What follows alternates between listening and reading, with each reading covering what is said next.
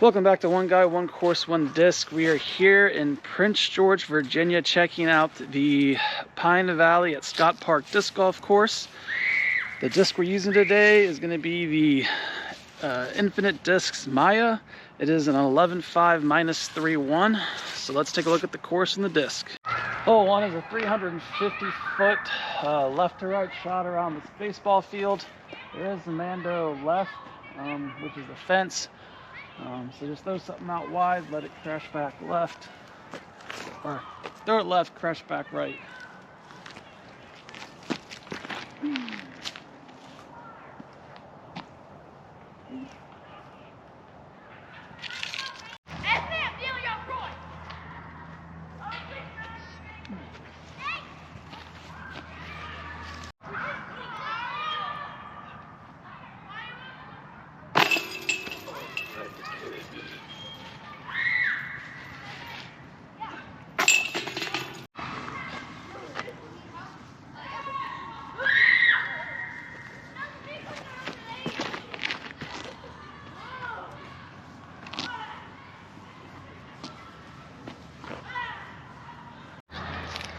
So hole 2 is another left to right shot. The reason I didn't record from the tee box is because this is right behind an elementary school and I just don't want kids kind of in the picture or anything, so that's why you only got the tee shot. But it's another, it's a 350-foot left to right, kind of around some woods. It sort of crosses or parallels with hole 1, so you do got to be careful. Let's finish out the hole and move on to hole 3.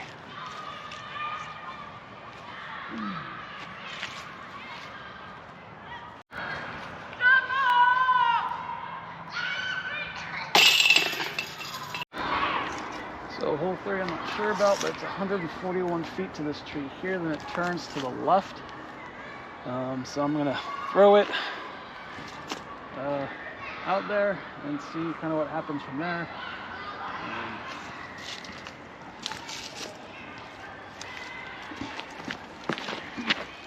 Oh jeez, that thing's flippy.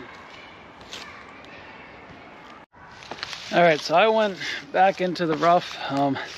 I will say the rough is kind of very thorny here, so you definitely want to stay out of it. But yeah, it's to the turn, it's about 140 feet, and another 320 feet to the basket from the turn, so you're looking about 460. It's probably a par 4. So let's just finish this hole.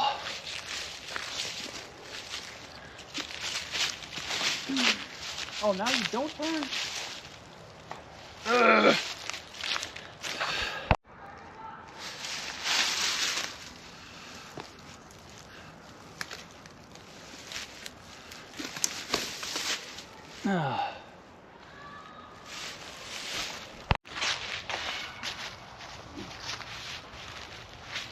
Oh gosh. Oh, come on.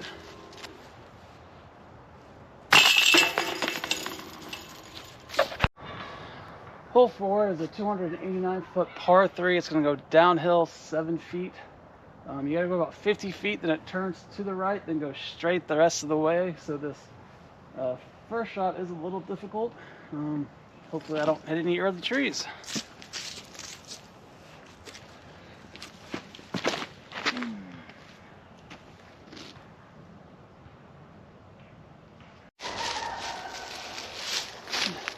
Oh!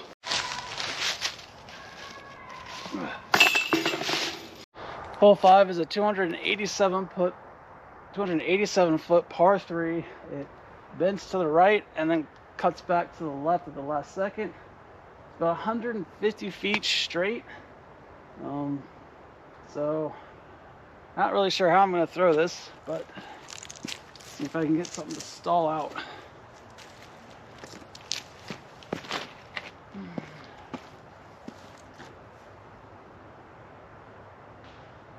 Wow, that felt good.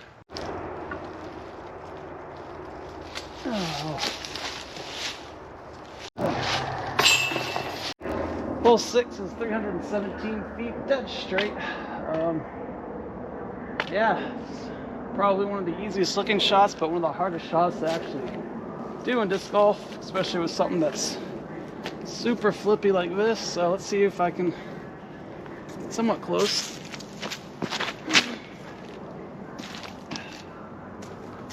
Flip up, but no turn. Okay. So I got all the way to 7's fairway, tee box area. See if I can get back over cleanly. Nope. Ah.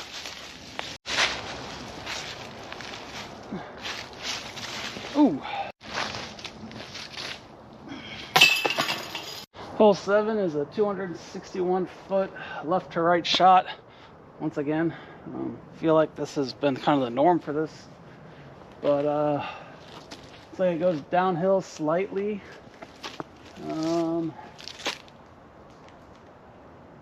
You're about 130 feet to the back trees. So once again, you need something that's going to turn kind of quick, but then go straight.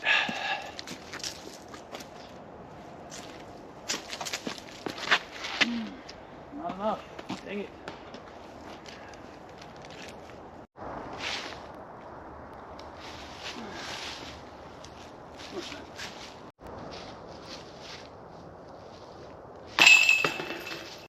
All right, hole 8 is a 384 foot par 3. It bends to the right, and then right at the end, it comes back to the left. This gap that's right in front of the short tee pad is 90 feet. It's a lot softer of a turn than the holes we kind of have been playing. So hopefully I can get it somewhat close.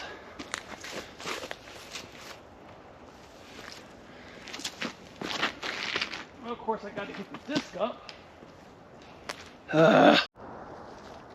Nothing.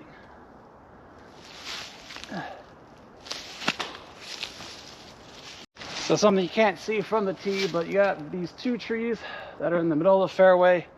The first one's about 60 feet in front of the basket, so even if you get a great drive, you still could be looking at a 60-foot putt because of the tree. That's...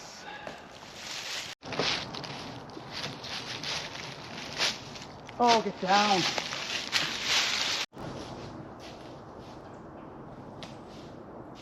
Oh. You gotta be kidding me. Oh my God.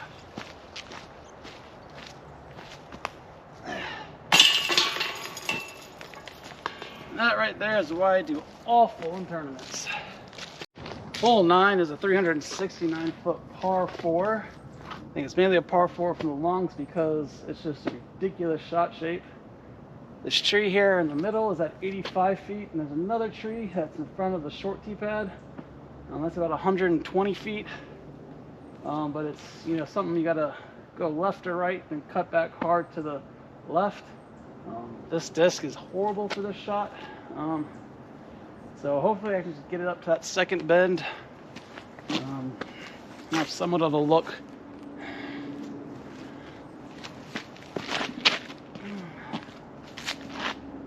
Oh, I got denied by a tree at the last second.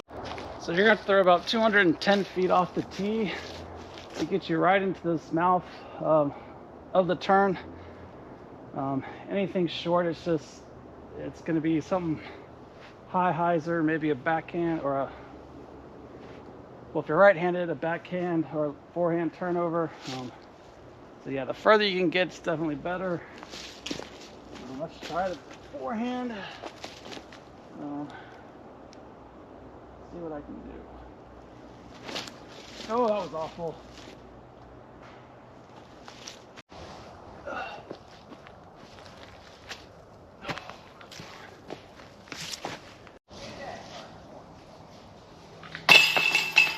All right, hole 10 is about 280 foot downhill 5.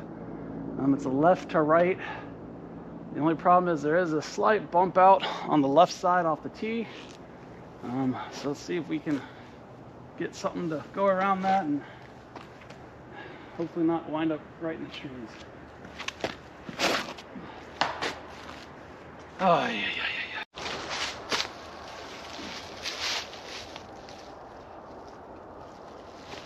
Oh, come on. I hate forehands. So when you're in a situation like this, and throwing straight is going to get me nowhere, there is a gap right out here to the left, wide open. So I'm just going to pitch out and go from there. Now I got a wide open shot. Probably saved myself 5 strokes by just pitching out. But the way I've been playing, it's still going to take me 5 strokes. Oh, man. Turn! Oh, yeah. Come on. Oh, jeez.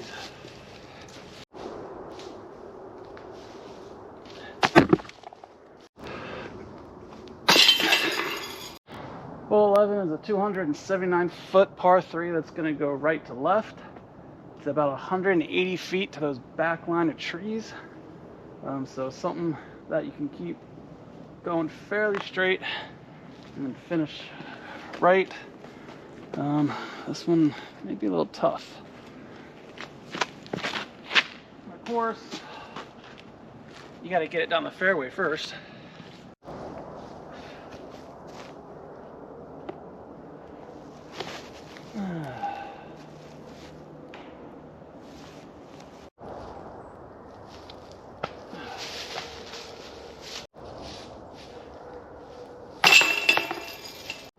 So hole 12 is a 371-foot par 4 with a dogleg left, very sharp dogleg left.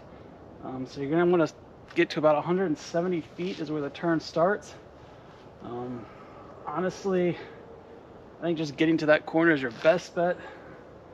So let's see if I can do that at least. I haven't been able to do much else.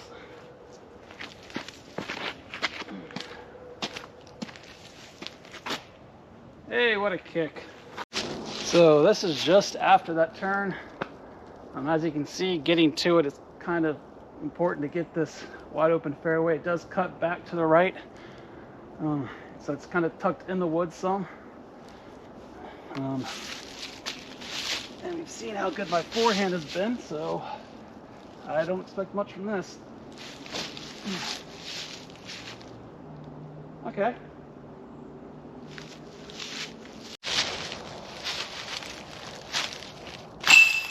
Birdie, baby. Hole 13, sign said 482, par 4. It's tucked away somewhere on the right. I don't see it, but the road does play OB, so definitely want to do something that's going to go left to right. Hopefully I don't mess this shot up with this disc.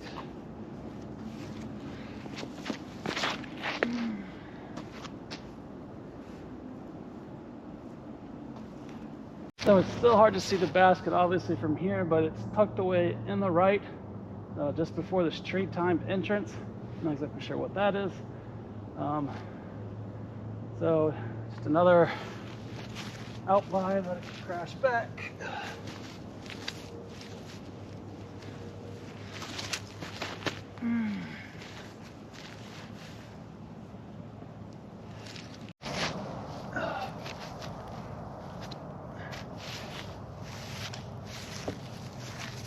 So the entrance to the basket is about 490 feet. It's up 20, so it's probably going to play well over 500 feet to get it here. But it is just inside the wood line. So if you can get it to the edge of the woods, should have a tap in. Hole 14, 292 foot. Goes downhill about 7 feet. Another left to right shot. It looks like the entrance to it is, if you see the orange leaves, that small tree to the left of it, just to the left of that, I think is the entrance to the basket. But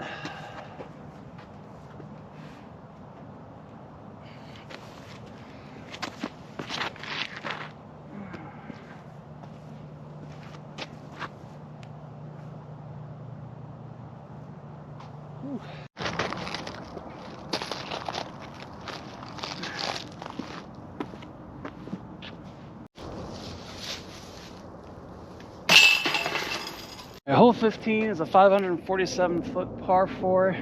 It's pretty much a right turning shot the whole way. It's going to play to the road. The basket's right in front of the road. There is a mound that you're going to have to go over. But right now it's just soccer field does play OB. Keep it out of the soccer field. Which I did not do. Run. Oh, safe. Whew. So as you can see, that's just the mound I was kind of talking about. But I still can't see the basket, so I'm gonna have to play a safe shot to hopefully get it somewhat close, but not go OB on the road. And of course, I got this gate right around me.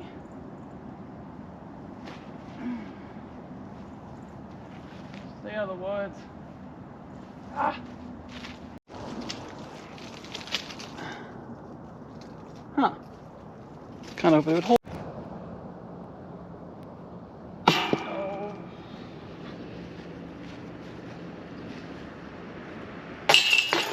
Alright, hole 16 is a 329-foot par 3. It looks like it turns to the left.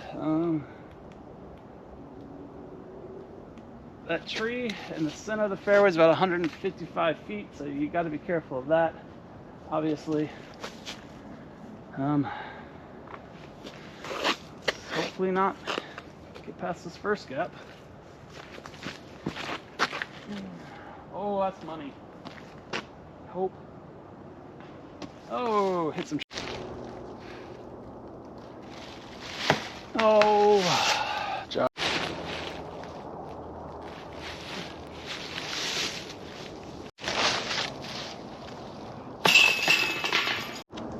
Hole 17, 386 par 4. It's fairly straight, but for some reason they decided to leave a bunch of trees in the fairway. So let's see how many we can dodge.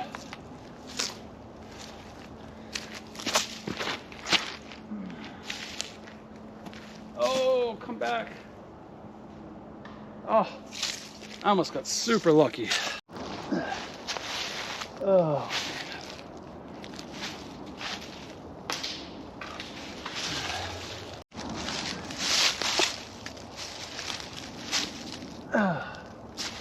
Oh, come on.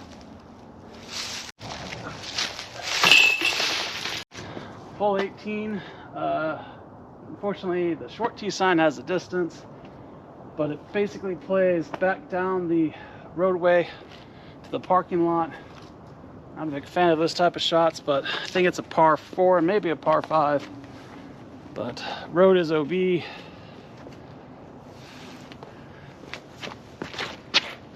Turn.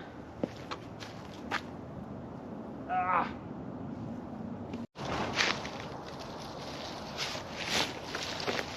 So yeah, hole 18, 721-foot par 5.